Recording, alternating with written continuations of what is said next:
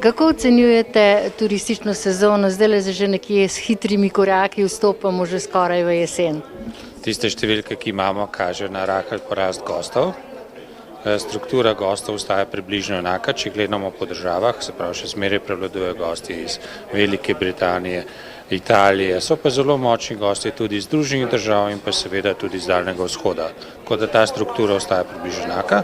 Kar se pa spreminja, je pa predvsem to, kar je vidno tudi vsak dan na naši promenadi, to, da se spreminja pa struktura ljudi, to se pravi, da je veliko mladih, da je veliko družin, tudi športnike vidimo. To je tisti trend, ko skozi več ljudi potuje po svetu, je vse bolj dostopno in to se pozna tudi pri nas. In mladi se verjetno poslužujejo tudi po samih nočnih kapacitetah bolj hostla. To je normalno za ta segment, čeprav, kot sem se pogovarjal s hotelirjem, ni nenavadno, da včasih tudi ti mladi, ki potujejo, kot rečejo v angleščini, budget variant, to se pravi na ekonomičen način, zaključijo recimo, da 3 dni najamejo celo apartma v enem izmed boljših hotelov in se tam privoščijo pač vse usluge. Danes v današnjem turizmu vidimo vse mogoče. Ali je več takih gostov, ki dalj časa ostajajo na Bledu, ali taki, ki ostajajo samo en dan, ali pa prihajajo tako rekoč prehodni gostje? Poprečna doba bivanja na Bledu je 2,2 dneva. Strategijo smo si zadali cilj, da bi to dobo podaljšali. Še posebej opazno je v poletnem času, da je zelo veliko dnevnih gostov. Bled je en izmed tistih destinacij, top destinacij Slovenije, ki se jo treba ogledati, se pravi na tisti listi želja, na bucket listi, in zato imamo vsak dan, predvsem v poletni sezoni, zelo veliko ljudi. In to nam skrajšuje. Kaj nam pa še skrajšuje recimo to dobo bivanja, je pa, da zelo veliko recimo gostov potuje po Evropi in tukaj ostane mogoče le eno noč.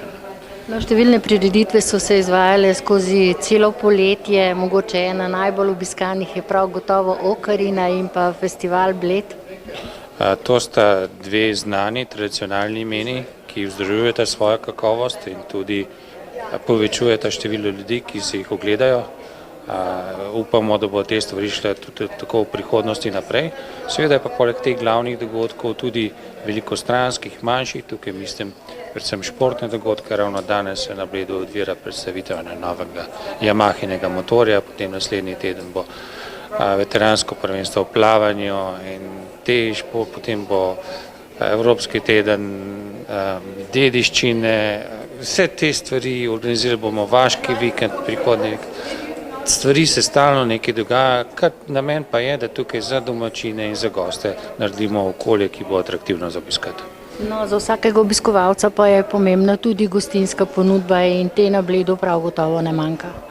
Na Bledu je veliko gostinske ponudbe, mogoče malo manj te ponudbe ulične prehrane, če primerjamo s preteklim letom. Letošnjem letu smo se odločili za omejeno ponudbo tega in pa za drugačno kvaliteto, tako da to, kar Bled predstavlja simbol kakovosti, želimo to še poudarjati in zato gremo v to smer. Mogoče skočiva še malo v jesen, kaj pa pripravljate za jesenski čas?